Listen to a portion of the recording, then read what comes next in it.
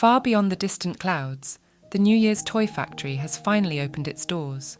On one side, red-hatted elves were busy crafting tiny toys, while on the other side, green-hatted elves were preparing gift packages. When a toy was completed, they would slide it down a long slide, and it would land on a soft cushion at the bottom. A green-hatted elf would take the toy and place it in a gift box that matched its size, while another elf prepared the ribbon and handed it over. The prepared package would then be placed in sacks in the sack room before midnight.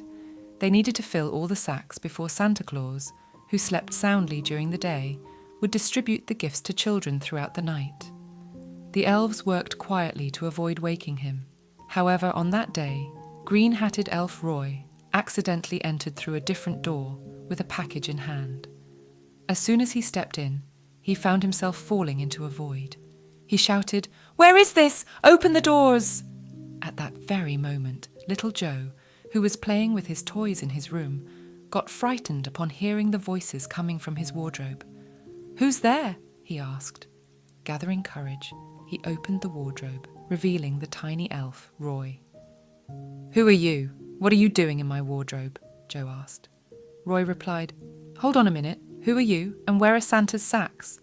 Joe, bewildered, said, "What Santa? There's no Santa here." Roy insisted, "Of course there is. Where do you think the gifts that appear by your bedside every Christmas come from?" Roy then narrated the story of the Christmas gift factory and what they did there. "Now, I need to get back to the factory quickly. Santa shouldn't notice my absence, but I don't know how to return," said Roy. Joe thought for a moment and came up with an idea. "If Santa is real, maybe flying reindeers are real too. Let's go to the forest and find a reindeer. It might take you to the factory." Excitedly, Joe and Elf Roy set out. The vast forest was covered in snow. Joe and Roy noticed a reindeer playing with pine cones not far away. "Look, a reindeer. It seems a bit small, but I think it can carry you," Joe said. They walked over together, and the reindeer said, "You're an elf. What are you doing here?" Roy, while explaining his story, asked the reindeer to fly him to the factory. The reindeer replied, "Those days are long gone. My hooves have forgotten how to fly." Elf Roy insisted, "Please, just give it a try." The reindeer attempted to fly, but could only hover slightly above the ground. Joe and Roy thanked the reindeer for trying and continued on their journey. Soon, they came across a saddened man in front of a dried cabbage garden. When the man saw the green-hatted elf, he got scared. "What are you? Are you not from this world?" he asked. Roy, the green-hatted elf, reassured him. "Yes, you could say that. But there's no need to be afraid. You seem to need help." The man explained, "I used to sustain myself with this garden, but a recent poisonous sandstorm destroyed all my vegetables." Roy and Joe felt sorry for the man. Roy looked up at the clouds and called out, "Sweet clouds, come and shower your healing rains on this garden." Suddenly, numerous clouds gathered in the sky, and with the touch of their pink droplets, every cabbage in the garden came to life.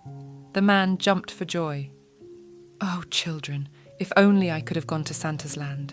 I can only offer you this," he said, pulling out a coin from his pocket and handing it to Roy and Joe.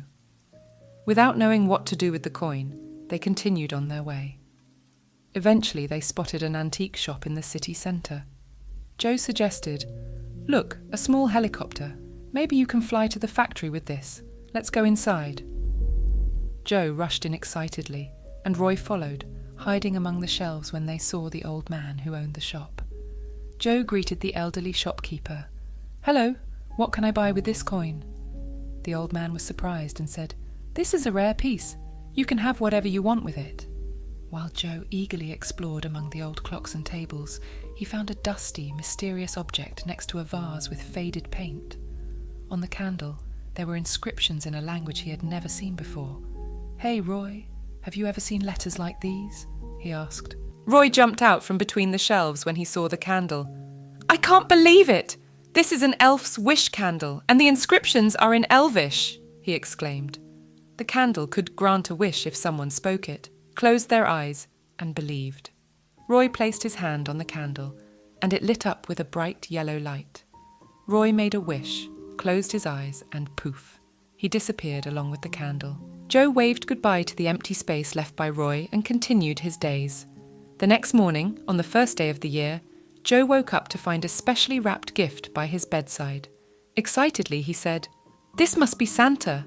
He opened the package to find a green candle that constantly emitted a yellow light. Joe held the candle tightly and promised himself that he would never stop helping others, for in hearts that never give up on kindness, the light never goes out. Thank you for listening, and don't forget to subscribe.